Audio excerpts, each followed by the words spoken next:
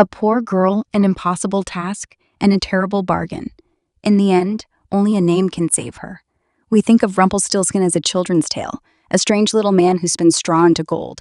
But what if I told you this story holds something much older? Older than the Brothers Grimm, older than castles and cathedrals, older even than writing itself.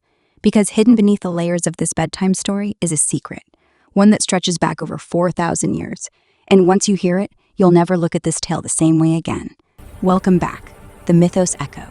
Before we uncover its secrets, let's begin with the most well-known version of the tale. But listen closely, because hidden in this strange little story are echoes of something far more ancient. Once there was a poor miller who longed to impress the king, so he told a lie.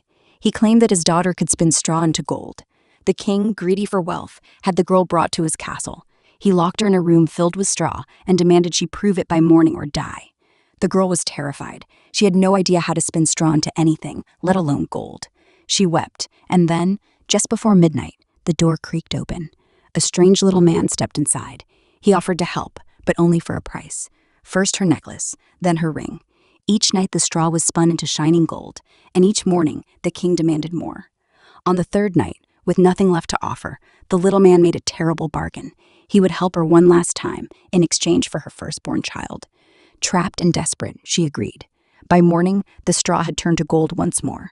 The king was so pleased he took the girl as his queen. A year passed. She gave birth to a beautiful child and forgot all about the bargain, until one night the little man returned. He had come to collect. The queen was horrified. She offered him wealth, land, anything he desired, but the little man shook his head. He said, "Something living is dearer to me than all the treasures of the world." And yet, perhaps moved by her sorrow, he made her one final offer. If she could guess his name, within 3 days, she could keep the child. She tried every name she knew. She sent out messengers across the land to find more. But no matter what she guessed, the answer was always wrong, until the third day. One of her messengers returned with a curious tale. Deep in the woods, beyond the fox's den, he had seen a fire and a tiny figure dancing around it, singing, "Today I'll bake, tomorrow I'll brew, then I'll fetch the queen's new child too. It's good that no one knows my game, because Rumpelstiltskin is my name." That night, when the little man came again, the queen spoke the name Rumpelstiltskin. He froze. His eyes widened. He screamed, "Who told you? Who told you?" stamping so hard he sank into the earth. And in some versions, he tore himself in two. This is the version recorded by the Brothers Grimm in 1812. But contrary to popular belief, the Grimms didn't write fairy tales. They were collectors of folklore, stories passed down via word of mouth across generations. And Rumpelstiltskin was just one of many. The Grimms were one of the first to write these tales down, preserving them before they vanished. And Jacob Grimm firmly believed that many of them were far older than people realized. Ancient, in fact, handed down from a time before history. And it turns out he may have been right. In 2016, a team of researchers from Durham University and the New University of Lisbon set out to test it using evolutionary biology techniques. They treated folktales like living organisms, tracing how certain story patterns evolved and spread over time. By comparing thousands of tales across different cultures and languages, they essentially built a family tree for folklore. And what they found was remarkable. The tale we know as Rumpelstiltskin falls under a story category known as the name of the supernatural helper, and it's now believed to be over 4,000 years old. Now, that doesn't mean this exact version is from the Bronze Age, but what it does mean is the story structure, the impossible task, the magical helper, the secret name, occurs again and again throughout cultures and time. Different names, different settings, but always the same skeleton. So why does this pattern echo across so many cultures, and what exactly are we remembering? Let's begin with the act of spinning itself. In folklore, spinning is everywhere. Sleeping Beauty pricks her finger on a spindle, and of course, the miller's daughter spins straw into gold. But to the ancients, spinning wasn't just domestic work, it was cosmic. In Greek mythology, the fates spun the thread of life for every human being, from birth to death. The length of your life, the moment of your final breath, all of it was thought to be spun, measured, and cut by these three sisters. But it wasn't just the Greeks. In Norse mythology, the Norn sat at the roots of Yggdrasil, the world tree, spinning the fates of gods and men alike. And in the ancient Vedic tradition, the very fabric of reality was described as a vast, golden woven tapestry, golden threads stretching across the cosmos, binding all things together. Thread wasn't just a metaphor for life, it was life. And gold symbolized more than wealth. It stood for divinity, purity, even immortality. So spinning straw into gold isn't just a magic trick, it's the reshaping of the mundane into the divine. In later centuries, this idea became known as alchemy, the mystical art of turning base matter into something higher. We tend to associate alchemy with the medieval image, bearded men trying to turn lead into gold in smoky laboratories. But older than that is the idea of alchemy, not just as a physical process, but as a spiritual one, a transformation of the soul, of fate, of the very nature of reality. So when we look at Rumpelstiltskin through that lens, he's not just spinning thread, he's performing cosmic work. And some believe that's no coincidence, that stories like this are not just metaphors, but echoes of a time when such knowledge was real and feared. But where did that knowledge come from in the first place? And why in so many versions of the tale does it come at such a terrible cost? It's now believed that the name of the supernatural helper, the story category Rumpelstiltskin belongs to, may date back over 4,000 years to the dawn of the Bronze Age. This was a turning point in human history. For the first time, people learned how to take two ordinary metals, copper and tin, and fuse them into something new, bronze. Imagine being a Bronze Age villager.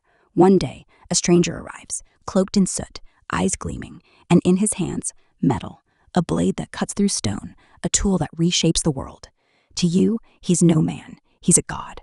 The ability to pull metal from stone and reshape it with fire was seen as a supernatural act. And those who held this knowledge, the Metalworkers, were revered and feared. They were seen as keepers of a secret too powerful to be entirely human. And this is where it gets even stranger. Because many ancient cultures didn't claim to discover metalwork at all. They said it was given to them. The Book of Enoch, once considered scripture, tells of the Watchers, divine beings who descended from the heavens and taught humanity forbidden arts, including forging metal. Even in the Bible, we find Tubal-Cain, a forger of all instruments of bronze and iron, and across the ancient world, this theme repeats. In Sumeria, Kotharwakasis built temples for the gods. Among the Hittites, Hemili worked behind veils of steam and fire. The Norse told of dwarves crafting Thor's hammer deep underground, and the Slavs spoke of Svarog, god of fire and creation. These figures were always the same type, elusive, powerful, never fully human. They lived in mountains, spoke strange tongues, and vanished as mysteries as they came, just like our spinning little man. But what does Rumpelstiltskin want? Not gold, not a kingdom, but a child. Why? In every version of the story, he never explains. Only once does he offer a clue. Something living is dearer to me than all the treasures of the world. We're never told why he wants the child, and perhaps that's the point. It's possible the original meaning was far darker than later versions could bear. So, the reason was left unsaid, softened over time for little ears. Because in the ancient world, offering the firstborn child to the gods was the ultimate gift, the ultimate price. Of course, to us today, it seems unthinkable, but in the ancient world, sacrifice wasn't always about cruelty. It was about offering up what was most precious in exchange for something divine. In the Bible, God tests Abraham by asking him to sacrifice his son Isaac. And in ancient Carthage and parts of the Levant, archaeologists have uncovered burial sites filled with the bones of infants. Many believe these were offerings, sacrifices to gods like Moloch or Baal.